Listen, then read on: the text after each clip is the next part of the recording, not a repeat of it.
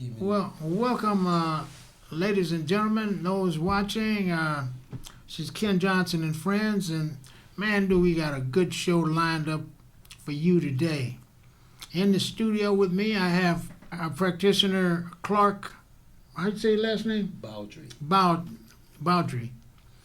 And he's a hell of a guy, man. This guy has accomplished a lot of stuff, and we're going to find out about him and the role that SPOA has played in his life. But first of all, Brother Clark, tell us a little about yourself. Well, I grew up in San Francisco. I went to George Washington High School, Marina Junior High School, and I was not in the field of security or law enforcement. I was in engineering, and I back then it was a pretty rocky road living in the Fillmore and being a person of color. I know it was hard for you to get a job in It was hard. engineering back then. And Wow. met this engineer. He was a structural engineer. You know, I can close my eyes and still see him today. His name was Fred Jordan. You met Fred Jordan back in the day? Back in the day, I was just a kid at the time. I don't know if he appreciated hearing that, but I was a kid, and he was a little bit older than me. Is that right? And You mean Fred Jordan, the head of the African American Chamber of Commerce? That Fred Jordan? tall. Yeah, tall. He's the structural quiet engineer. guy. Quiet guy. Yeah, But he flies all over the world. And that's him. oh, wow, Fred Jordan. Hey, Fred, this guy knew you back. It's a small world. But you know what? He may not recognize me Uh-huh. now. Back then, I had a natural. My beard was black. Is that right? You got a natural. I had a natural. Uh-huh. This was before the Jerry curl. Oh, okay. Dang, we're going way back. And what happened is that he was in this program, or he had this program. He was a part of this program that was getting people of color into the field of engineering. And he was helpful because we were back then judged on our physical appearance as opposed to our sagacity. Mm-hmm. And he was saying, wait a minute, you know, give them an opportunity. Mm-hmm. You know, I want them in this program. You know, and I remember that. And I, being 6'4", you know, back then it was 200 and something pounds. I'm 300 now, but and you know, I was unconsciously intimidating. And so it was hard to break into an arena such as engineering. And so he let me into this program. I told them to let me into the program that they had. Yeah, wow. He told me about that program he had started. He was Years involved ago. in. Yeah. So you was actually in Back that in program. the 70s. Yeah, that helped train young African Americans people of in the color. field of CAD and architecture. That Engineering and AutoCAD. yeah, Back then it was that's AutoCAD. the program he told me about. And so what happened is I went on to Bechtel, Skidmore, Owens and Merrill's, Blumack and Associates, Siska and Hindesy, Kaiser, As an architect. as a mechanical designer. Oh wow. And at Bechtel I taught AutoCAD. Oh wow. And what happened? There was a picture after the show. I got it in my phone of me with some people doing AutoCAD. You know, laying out a drawing, actually of HVAC, and it was all because of a man like Fred Jordan stopped and said, "Help them." Give him They a took the shot. time out, and he did not know me personally, but he was out there helping people. And this man has helped and probably influenced a lot of people's lives back then. And he's probably not even aware of it. If he probably walked in this door today, he wouldn't remember Yeah. me. But I remember him. Yeah. Well, you remember I talked to you before about this a while back, Yes. and I ran into him and I was telling him about you, man. I said, man, you got to meet this guy. Yeah, he's so proud of you, you know, but for giving him an opportunity Right. at that time because they had turned him down or didn't want him in the program, or stuff. And you stepped in and gave this young man an opportunity. He stepped in, he stepped up, and he says, "You're gonna put him in the program. Mm-hmm. He's gonna be in the program." Mm-hmm. And they were doing the training at one of the extensions. I forget the extension of the university. I think it was Berkeley's extension. And he told me, make sure you be there and you be on time. Mm-hmm. And you ran with it. Yes. You ran with it. Now, so were you successful? Were you able to do anything with the? I was very successful in it. Uh-huh. And if you remember what I said earlier, is that we were judged on our physical appearance as opposed to our sagacity. And it was difficult of the bureaucracy that you had to deal with. Mm-hmm. And one day, another engineer said to me, he says, you demand so much presence when you walk into a room. And he says, I said, what does that mean? He says, you catch everyone's attention. And so when I retired from engineering, Mm-hmm. I got into security, law enforcement. And I started taking classes then I became an instructor. And so I started teaching. But why I teach and why I help people like I do is because this man stopped to help me. And you look at it, and what he did unconsciously, without even knowing, changed my life. Change your life. Change your life. Changed my whole Yeah. life. Yeah, you was telling me you bought your house and all that stuff. Bought a house. I was talking to him and another gentleman by the name of George Holland, and who was an attorney and who later was the vice president of NAACP. And I said, I'm tired. I'm tired of being pushed around. I'm tired of being treated like this. And they said, Clark, you got to become a part of society. And I said, how do I become a part of society? Mm-hmm. I got relatives that have been here for hundreds of years. And I thought they were being sarcastic. They said, buy you a house, pay taxes, go to work every day. Mm-hmm. And I said, what does that mean? He says, you're part of society. You were some part of society there. But they were right. Yeah. Yeah, Holy cow. they were right. Yeah. And I think if we had more individuals like them, like the Fred Jordans, the George Hollands, the Presleys, that came back and talked to young kids, we would not have some of the problems that we have today. Yeah, I agree. Mm-hmm. Like I told you, if Fred came in here, Mm-hmm. after you tell him, he'll probably remembered it. But I didn't know him. Now he'll be watching, so look into that center camera and tell him thank you, or tell him something, whatever you want to say. Mr. Jordan or Fred, I want to tell you thank you. The loss of words just fill me with pain. But thank you so much. I believe Martin Luther King said, it doesn't matter how many degrees you have,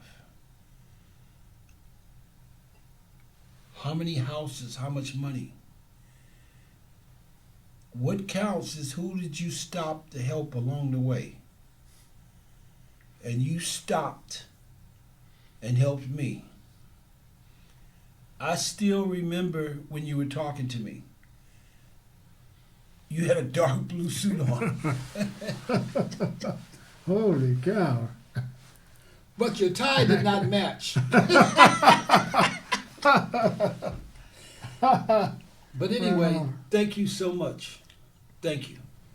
Right on. Okay, now, you're involved with SPOA. Now, how did that happen? And tell us a little about this organization. SPOA is a security company, and they provide training, and also they supply security at different venues. And what the chief, Leonard Presley, was concerned about is that there are people out there working and they weren't trained properly. And we all are on this assumption that in order to do security, you have to be this big old person, this big guy. No. You have to know the laws and know how to deal and de-escalate certain situations, and know that your job as a security guard is to prevent and how to prevent and what everyone else's role is in. The sad thing about it is you have, in this arena that we're in, or in this area that we're in, we have a lot of people doing security. We have a lot of security companies. And we have people out there doing security or having contracts with major cities and don't have the credentials, don't have the licenses. Then you run across someone like Leonard Presley that has these credentials but don't have half the opportunities that some people have that don't have the credentials that he has. Now, why is that? That's what I didn't understand. We have moved. It was a transition of who knows who. Who knows who? Somebody's friend. You know, and so that's what happens. And then ignorance. And ignorance is just a state of not knowing. Where you may not know the law and know that you, in order to have a company to do security for you, that company has to be licensed by the state of California, not by the city, by the state of California. And the guards that work for him has to be certified by the state of California. So that's why a lot of people come to him to get their guard cards. They come to him because he's trying to employ them, but also some of them have a limited purchasing power. And so they can't get these credentials or get this help outside because of the cost. And so he kind of makes it attractable financially for them to get these credentials, to be able to do this. If he had more contracts, I believe that he could be more successful in, say, like in the arena that he's in, such as San Francisco. You know, he could do more. He could put more people to work. He could put more people of color to work, more people with limited opportunities. I don't think that he's trying to promote security. I think that his views are to give someone an employment option, you know, so they can feed their families.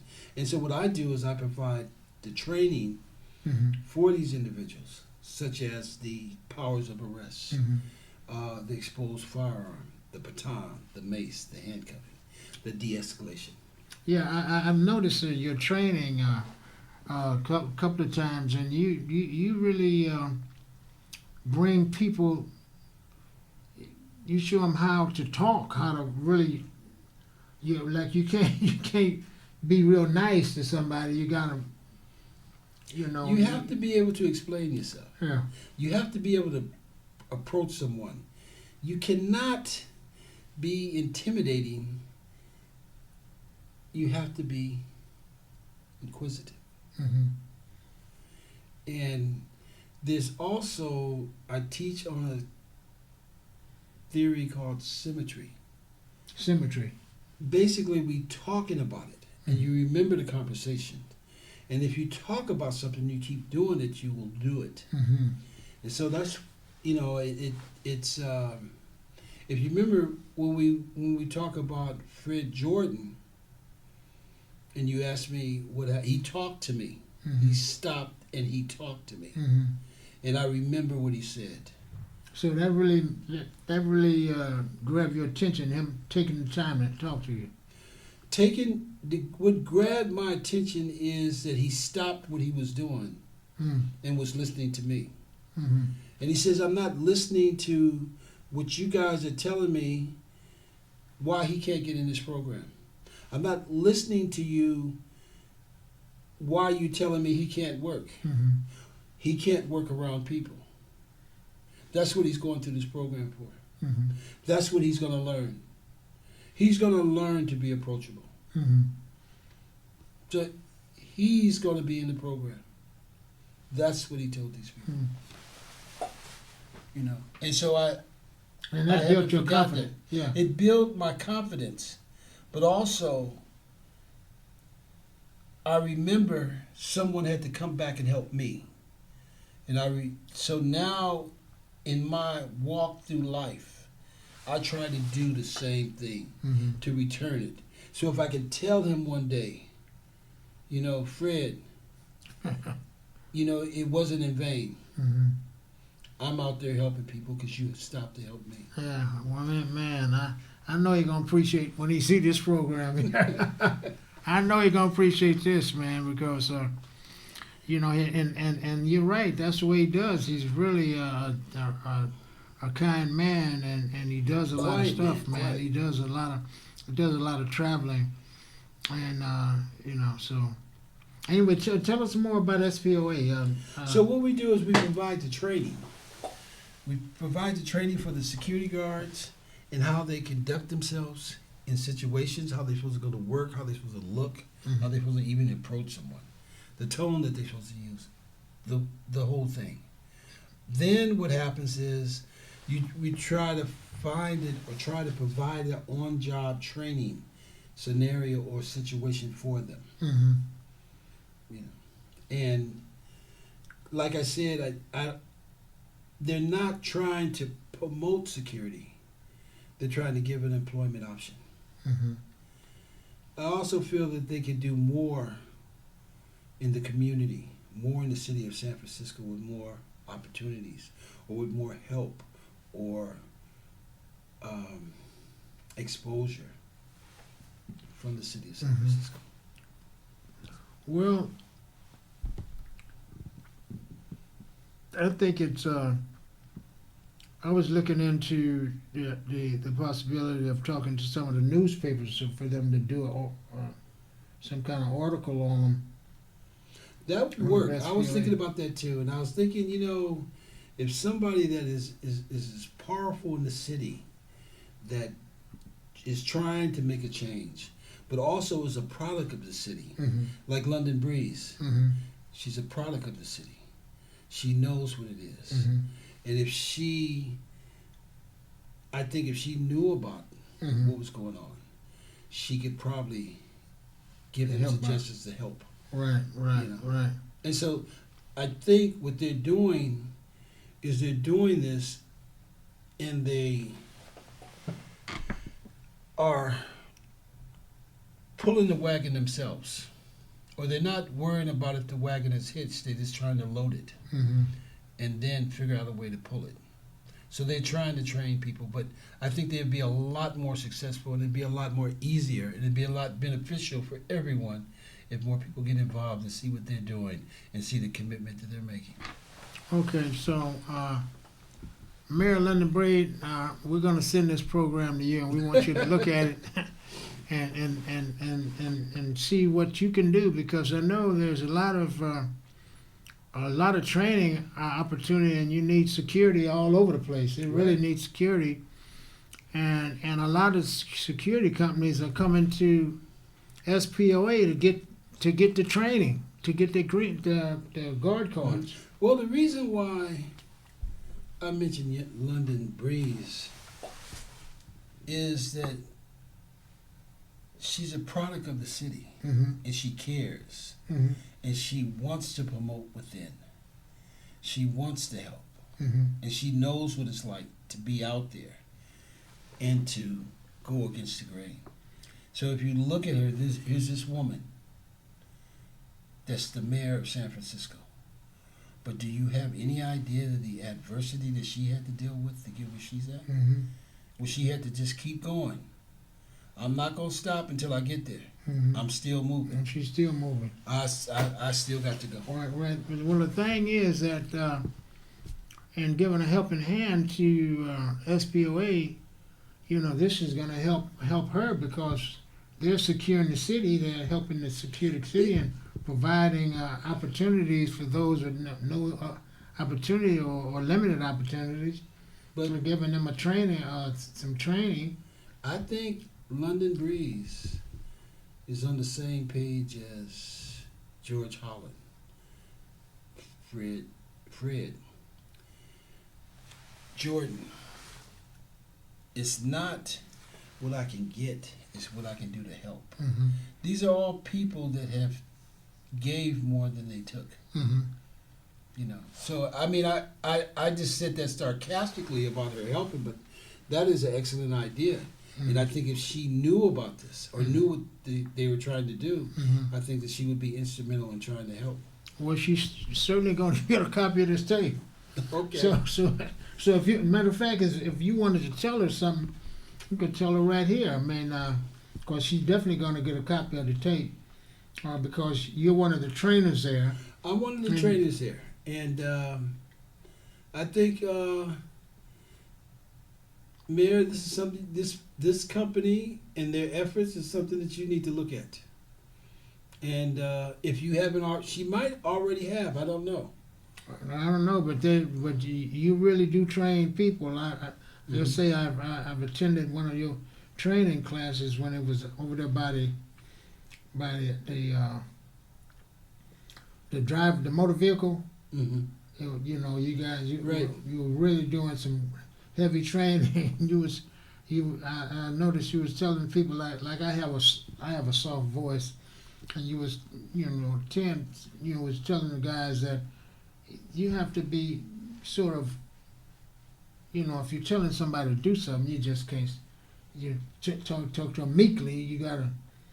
You have to be able to use the verbiage. You have to be able to talk. Yeah. And so you're showing them that, and you're showing them how to conduct themselves, Yeah. how to work on a site. Right. You like I said, your job as a security guard is to prevent. Your job is to prevent something from happening. But if you cannot prevent, your job is solely to support. Mm-hmm. I mean, not support, but report. Mm-hmm.